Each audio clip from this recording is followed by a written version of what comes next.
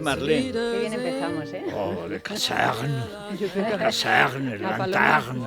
a Paloma Sánchez Garnica le ha quedado, yo creo, solo aprender alemán, si es que no lo ha hecho con esta novela. No, Sí, es y un poquito de ruso. Bueno, alemán y ruso, ¿no, Eso. Paloma? Porque El ruso no es que lo aprendiera, pero tenía una guía muy, muy buena, que era tengo una prima carnal en Moscú que vive hace casi 30 años, está casada con un ruso y conoce muy bien la mentalidad rusa y me ha ayudado, me ha guiado con este tema de los patronímicos, de las formas, los diminutivos, que todo lo hablan con diminutivo, desde los más mayores hasta los más pequeños, todo lo hablan con diminutivo. Incluso Kalinka, en la canción esta de Kalinka, es una florecita, que ellos hablan un frutito, porque todo es con diminutivo, y ahí he tenido una seguridad en este camino por Rusia un poquito más segura. bueno, porque pero, a ver, estamos hablando, cuéntanos, vamos a hablar, presentar un poco. hablemos. Tenemos hoy nos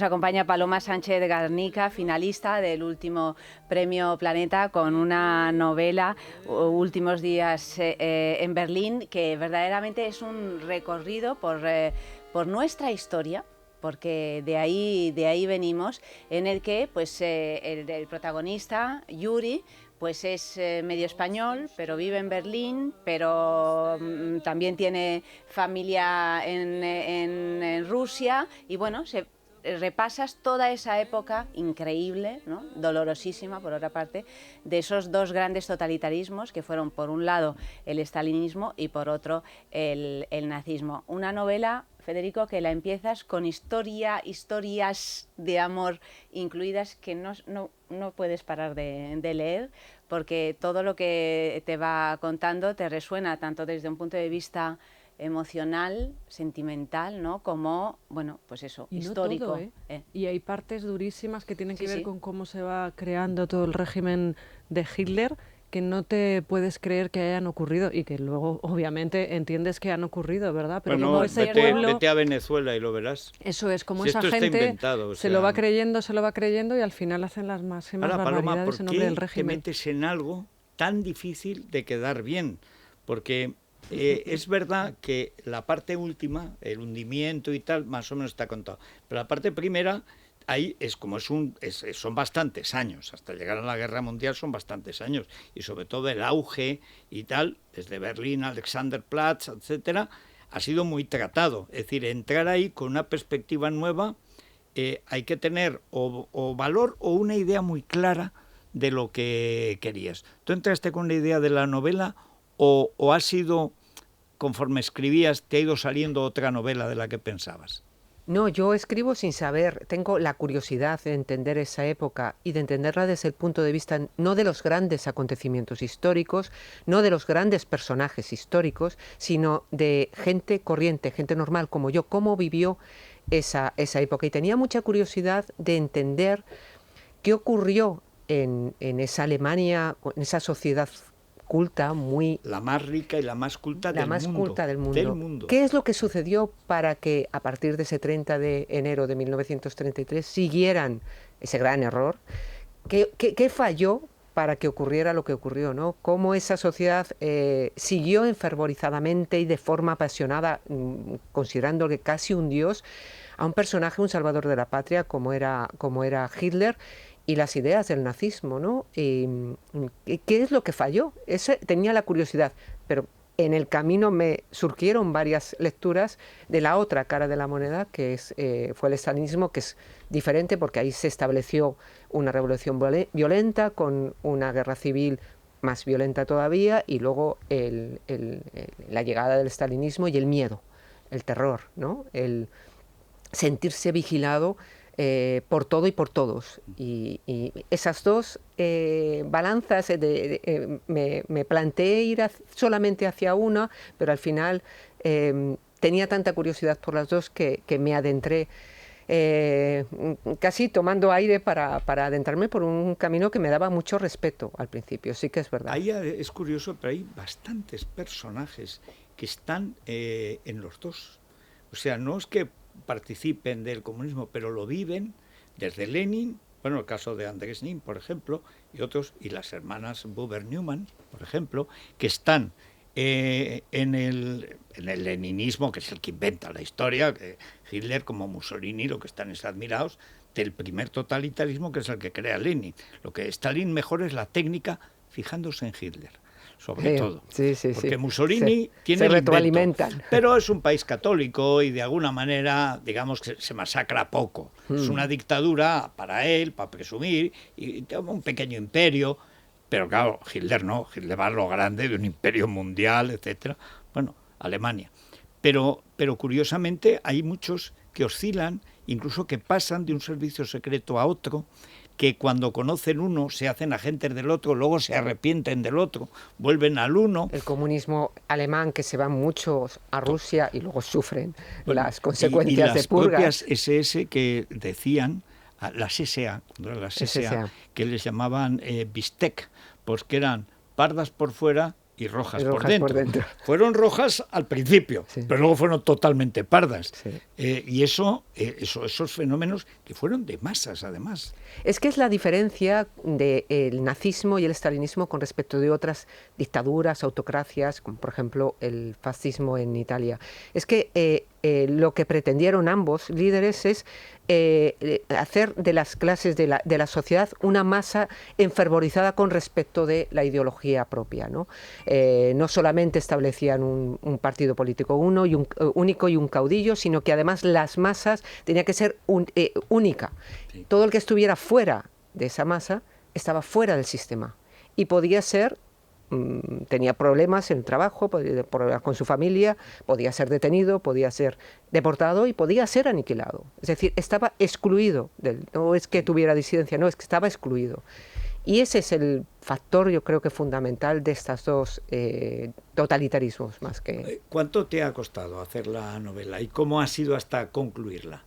Bueno, empecé con lecturas y con curiosidad. Empecé leyendo el verano prepandémico, esto ahora hablamos de antes de la pandemia, y cayó en mis manos un libro que yo había oído mucho, pero que nunca me había adentrado ahí, que es El archipiélago Gulag de Solzhenitsyn.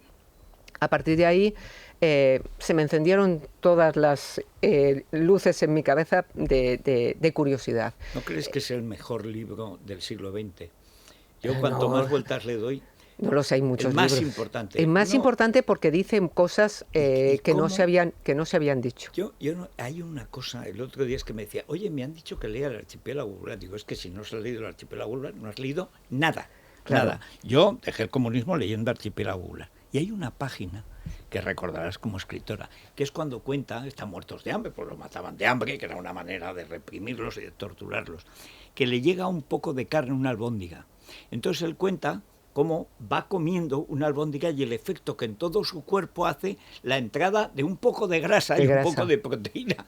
Y es, oye, pero te lo cuenta, parece que se le ha parecido la Virgen. Y el artículo 58 del Código Penal. Y cómo es que él, además, es una novela apasionante y además es un escrito teórico y el mejor ensayo es que no necesitas leer más, está todo ahí. Sí, pero luego lees a Evgenia Ginzburg del Vértigo, o lees La vida de Anna Akhmatova, o lees La vida de los Mandelstam, el libro de la mujer de Mandelstam, de Nadiedna, que no me acuerdo ahora el título. Sí. Que habla de cómo le detienen a su marido y cómo sigue ella detrás. ¿Tú recuerdas una cosa que dicen ahí? Que es que nunca digas por qué han detenido a alguien. Claro. Dice, porque siempre ¿y por qué? No preguntes por qué, porque son malos y porque nos detienen. No preguntes por qué, porque acabas de interiorizar ya que hay un porqué. Que hay un porqué. Sí. Y a partir de ahí, y luego se me cruzaban pues novelas con respecto de Las Benévolas, creo que fue en el otoño, y claro, meterte en Las Benévolas, en la psicología de un CSS, del concepto de la culpa, de la responsabilidad, y ahí yo como escritora tenía una necesidad de entender, porque yo escribo para aprender, y tenía la necesidad de entender qué es lo que pasó. Y me lancé. La verdad es que los primeros meses leí muchísimo, leí pues tengo ahí una bibliografía amplia de ensayo, de diarios, que hay muchos diarios, de personas particulares que cuentan su experiencia desde el punto de vista de eso, de gente corriente. Y hice varios empieces, no sabía por dónde tirar, y la pandemia me amarró a la silla. Sí. Pero fíjate que esos últimos días en Berlín, que es el título de esta novela, precisamente una de las cosas más hermosas que tiene es que son personajes que están caminando en el filo de la navaja, es decir, están constantemente con un dilema moral, porque no somos nunca una cosa o la otra, ¿no? O sea, realmente es un problema y a mí me han llamado especialmente la atención pues esa cotidianidad porque el protagonista es masculino, pero hay muchas mujeres que son protagonistas también, muchos personajes femeninos de esa cotidianidad en los últimos días en Berlín, que están solas, sin hombres, que están entrando los rusos, que pasa de todo, ¿no? Realmente, confesados, que es un peligro. 2,5 millones de violaciones confesadas por los rusos, mejor dicho, presumidas. La reconstrucción, Federico, de todo aquello que es verdaderamente impresionante, ¿no? O sea, es una novela que se lee porque claro que quieres saber cómo acaba, ¿no? Pero se lee aprendiendo, ¿no? Que es un poco lo que tú decías ahora, ¿no? Es que yo aprender. Claro, ¿qué pasó lo que pasó para que ocurriera en esos años 30, desde el 33 hasta el 39, que se llevó a la Segunda Guerra, al horror de la Segunda Guerra Mundial, pero yo no quería entrar, lo tuve muy claro, no quería entrar ni en las trincheras ni en el horror del Holocausto. Y quería centrarme sobre todo, y lo tuve muy claro, en que el lector entendiera a través de los ojos de las mujeres las consecuencias de la guerra, porque parece que la guerra solamente la sufren los hombres que van al frente, que mueren, pero las mujeres también, y además en la Segunda Guerra Mundial, que se pasaron todos los límites con respecto de los bombardeos y los ataques a la población civil eran las mujeres. Y en esas últimas semanas, en ese Berlín bombardeado y atacado por por norte, sur, este y oeste, durante las 24 horas del día, lleno de mujeres, hombres y niños, ancianos y niños, las mujeres se convirtieron para el ejército ruso en botín de guerra, en un saco en el que verter todo su odio, toda la brutalidad, la deshumanización que traían de 4 años de guerra.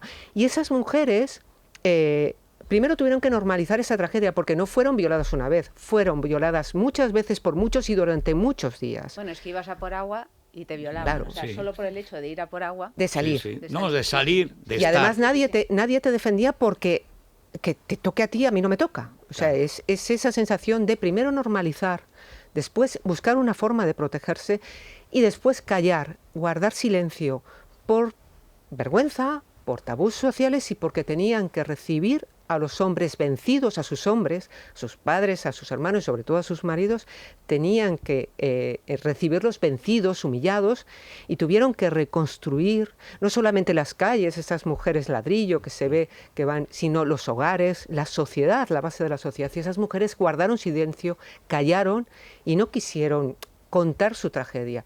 Y muchos la banalizaron por ese silencio, ¿no? Yo me sorprendió y me estremeció un libro que es Anónima, una mujer en Berlín, que además tiene una película fabulosa y que es estremecedor como una mujer nazi, que tenía las ideas muy claras al principio.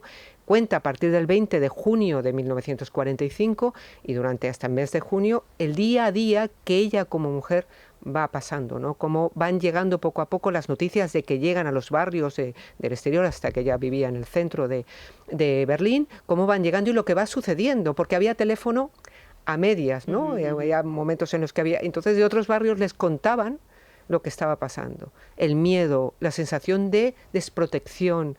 Es que es tan fascinante ese mundo, es que ha sido tan silenciado que bueno, me parece que es un buen ejercicio para entender lo que son las guerras también desde el punto de vista de las mujeres, ¿no? Bueno, pues últimos días en Berlín. Enhorabuena, en sobre Planeta. todo, porque está como después de varias saunas, baños turcos y duchas frías, porque el problema de esto es que te deja tocado, ¿eh? Bueno, me dice, son momentos muy devastadores, una época muy brutal, pero siempre, como siempre, el ser humano es capaz de amar en el sentido más amplio de la palabra, no solamente el amor pasional, el amor infinito de la madre hacia los hijos, de un hijo hacia su madre, el amor de hermanos y la amistad. Esa amistad forjada en tiempos complicadísimos, devastadores, y eso le da también a la historia una luz, una esperanza. Bueno, de hecho es que es el amor lo que al final... Sí. Lo que al final leí, hay un libro que además creo que se puso muy de moda, de Viktor Frankl, El hombre en busca de sentido, ¿no? La supervivencia era un psiquiatra que estuvo en un psiquiatra austriaco que estuvo en campos de concentración, y él observaba, mientras que estaba en una situación humillante de la que no eran ni seres humanos, ¿no? Y él observaba que no sobrevivían aquellos que tenían más fuerza físicamente, o que estaban mejor alimentados, sino que sobrevivían los que tenían un sentido para vivir. Lo mínimo, una persona, la esperanza de encontrar a su mujer, a sus hijos, un proyecto de vida, una lectura que tuvieran en su cabeza y que la fueran. En el momento que perdían ese sentido de la vida, morían en horas. Entonces, Bueno, Paloma, enhorabuena, por el libro, gracias. por el trabajo además y por el éxito que, vamos, está más que asegurado. Y Divecol. Divecol Forte, 2 cápsulas antes de acostarnos. Hay y que combatimos lavarse el los colesterol. dientes antes, que si no se acaba muy mal, con los dientes verdes como Mao. No, hay que lavarse los dientes, 2 pastillitas, Ya. que deja las arterias níquelas. De Parafarmacia Mundo Natural. Es la mañana de Federico, con Federico Jiménez Los Santos. Libertad Digital Televisión sigue creciendo. Ya puedes vernos en nuestras nuevas demarcaciones de Alcobendas, Alcalá de Henares, Fuenlabrada y Collado Villalba. Y por supuesto, en Madrid. Si aún no nos ve, resintonice su televisor y podrá disfrutar de todo nuestro contenido. Programas exclusivos, tertulias, cine, ocio. No lo dude. Empiece a disfrutar de una televisión diferente.